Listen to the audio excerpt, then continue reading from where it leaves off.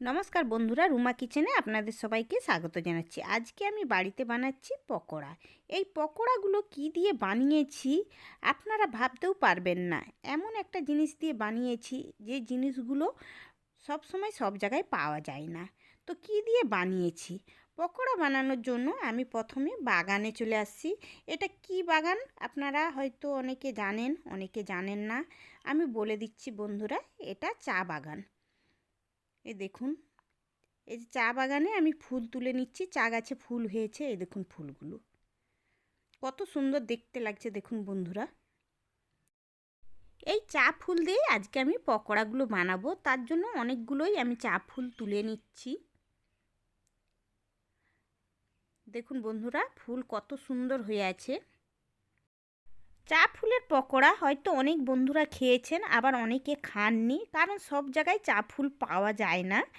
আপনারা দার্জিলিংয়ে বা শিলিগুড়িতে আসলে চা ফুলের পকোড়া খেতে পাবেন। খেতে এতটা সুন্দর বন্ধুরা। আবার এই চা ফুলগুলো সব সিজনে পাওয়া যায় না বন্ধুরা।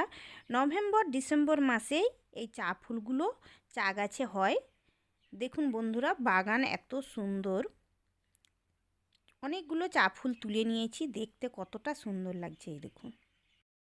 অনেকগুলো চা ফুল তুলে নিয়েছি, এবারে বাড়িতে চলে আসছি চা ফুলগুলোকে বেছে নেব। দেখুন বন্ধুরা, আমি কিভাবে চা ফুলগুলোকে বেছে নিচ্ছি। একটা চা ফুল নিয়ে ফুলের বোকাটাকে ফেলে দিচ্ছি। এই যে সবুজ কালারের যে বোকাটা আছে, এটাকে তুলে ফেলে দিচ্ছি।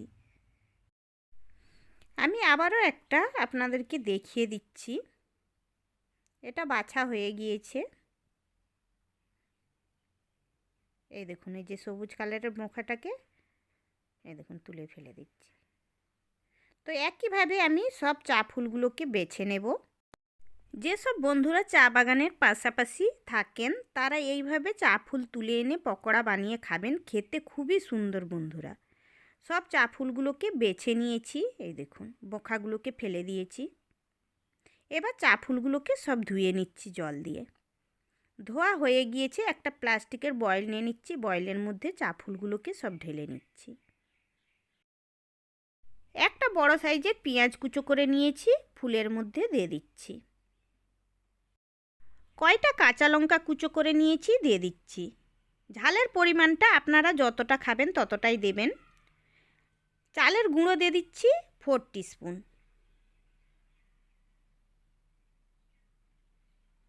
চালের গুঁড়ো দিয়ে পকোড়াগুলো ভাজলে খুবই ক্রিস্পি হবে। লবণ দিয়ে দিচ্ছি পরিমাণ মতো। হলুদ গুঁড়ো দিয়ে দিচ্ছি পরিমাণ মতো। বেসন দিয়ে দিচ্ছি 2 টিস্পুন। পকোড়া ভাজার পরে কালারটা খুব সুন্দর আসবে, তার জন্য কাশ্মীরি লঙ্কা গুঁড়ো দিয়ে দিচ্ছি অল্প একটু। চিনি দিয়ে দিচ্ছি স্বাদের জন্য অল্প একটু। সব উপকরণ দিয়ে দিয়েছি, ভালোভাবে হাত দিয়ে মেখে নিচ্ছি। চা ফুলগুলোকে সাথে সাথে ধুয়ে নিয়েছি, তাই অনেকটাই জল আছে, আমি আর জল দেব না। আপনারা চায়ের ফুলগুলো আগে থেকে যদি ধুয়ে রাখেন তাহলে অল্প একটু জল দিয়ে তারপরে মেখে নেবেন।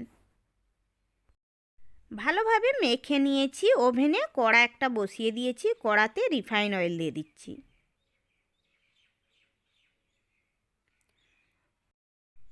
পরিমাণ মতো অয়েল দিয়ে কিছুক্ষণ ধরে গরম করে নিয়েছি। এবার পকোড়াগুলোকে ভেজে নিচ্ছি। পকোড়াগুলো ভাজার সময় গ্যাসের আঁচ মিডিয়ামে রেখে লাল লাল করে পকোড়াগুলোকে ভেজে নিতে হবে। যেসব বন্ধুরা আমার চ্যানেলে নতুন, এখনও পর্যন্ত আমার চ্যানেলটিকে সাবস্ক্রাইব করেননি, নতুন নতুন রেসিপি দেখার জন্য আমার চ্যানেলটিকে অবশ্যই সাবস্ক্রাইব করে দেবেন। অনেকগুলো পকোড়া ভাজার জন্য কড়াতে দিয়ে দিয়েছি। এক পাশটা ভাজা হয়ে গিয়েছে, উল্টে দিচ্ছি।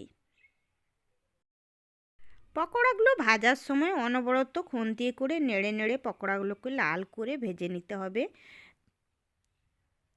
দেখুন বন্ধুরা, কি সুন্দর পকোড়াগুলো লাল হয়ে গিয়েছে।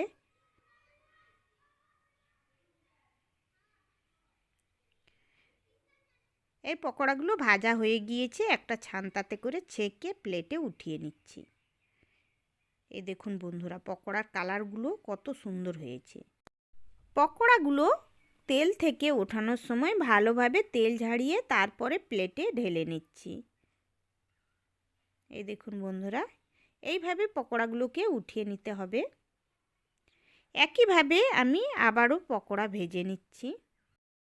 তো যেসব বন্ধুরা কখনো চা বাগান দেখেননি তারা অবশ্যই শুরু থেকে শেষ পর্যন্ত আমার এই রেসিপিটি দেখবেন, তাহলে চা বাগানও দেখতে পাবেন আপনারা, আর তার সাথে চা ফুলের পকোড়া কিভাবে বাড়িতে বানানো হয় অবশ্যই দেখতে পাবেন। এইগুলোকেও একইভাবেই উঠিয়ে নিচ্ছি। তো বন্ধুরা, আমার এই চা ফুলের পকোড়ার রেসিপি আপনাদের কেমন লাগলো অবশ্যই কমেন্ট করে জানাবেন। ভালো লাগলে অবশ্যই লাইক শেয়ার করে দেবেন। সব পকোড়াগুলোকে একইভাবে ভেজে নিয়েছি। দেখুন বন্ধুরা, দেখতে কতটা সুন্দর লাগছে। হাতে করে পকোড়াগুলোকে উঠিয়ে দেখাচ্ছি। দেখুন বন্ধুরা, এতটা ক্রিস্পি হয়েছে। একটা আমি ভেঙে দেখাচ্ছি, ভেতরটা দেখুন বন্ধুরা, এই দেখুন কতটা সুন্দর হয়েছে। তো আবার আমি অন্য কোনো রেসিপি নিয়ে আপনাদের সামনে আসবো বন্ধুরা। আপনারা সবাই ভালো থাকবেন। আজকের মতো বাই, টাটা।